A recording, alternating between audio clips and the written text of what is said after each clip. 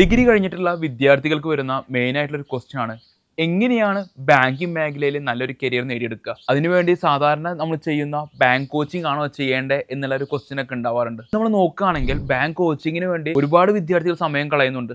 ഡിഗ്രിക്ക് ശേഷം 1, 2, 3 കൊല്ലമൊക്കെ ബാങ്ക് കോച്ചിങ്ങിന് ചെയ്തിട്ട് സമയം കളഞ്ഞ വിദ്യാർത്ഥികളെ എനിക്ക് തന്നെ നേരിട്ടറിയാം. സോ ഇനിയും ആ മെത്തേഡ് തന്നെ പോവായി കഴിഞ്ഞാൽ നല്ലൊരു മെത്തേഡാണോ? അല്ല.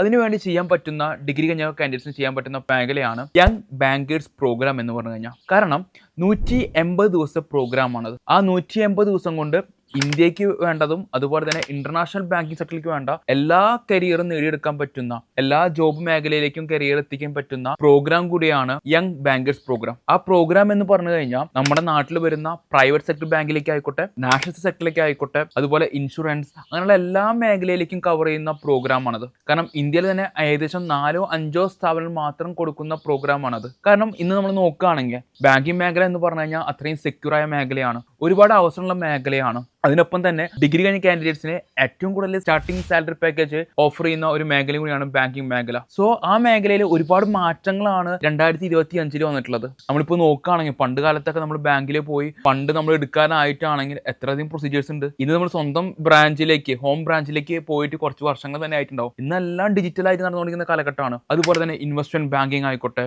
ഇതേപോലെ മ്യൂച്വൽ ഫണ്ട്സ് ആയിക്കോട്ടെ, അങ്ങനെ ഒരുപാട് പ്രത്യേകത ഉള്ളതാണ്. അപ്പോൾ ഒരു ഡിഗ്രി കഴിഞ്ഞ കാൻഡിഡേറ്റ്സിനെ ഡിഗ്രി കൊണ്ട് മാത്രം ഈ മേഖലയ്ക്കുള്ള എല്ലാ അറിവും നേടാൻ പറ്റുന്നില്ല. അപ്പോൾ അതിനുവേണ്ടി ചെയ്യേണ്ട കാര്യം എന്ന് പറഞ്ഞു കഴിഞ്ഞാൽ ഡിഗ്രിക്ക് ശേഷം 180 ദിവസത്തെ യങ് ബാങ്കേഴ്സ് പ്രോഗ്രാം പഠിക്കുകയാണ് ചെയ്യേണ്ടത്. അപ്പോൾ അതുവഴി എന്ത് ചെയ്യുന്നു, ഇന്റർനാഷണൽ കരിയറിലേക്ക് ആയിക്കോട്ടെ, അതിനൊപ്പം തന്നെ നാഷണൽ ബാങ്കിലേക്കുള്ള ബാങ്ക് കോച്ചിങ് അടക്കം അതിൽ വരുന്നുണ്ട്. അങ്ങനെ നല്ലൊരു മികച്ച കരിയർ ബാങ്കിങ് മേഖലയിലേക്ക് ഡിഗ്രി കഴിഞ്ഞ കാൻഡിഡേറ്റ്സിന് നേടിയെടുക്കാൻ സാധിക്കുന്നതാണ്.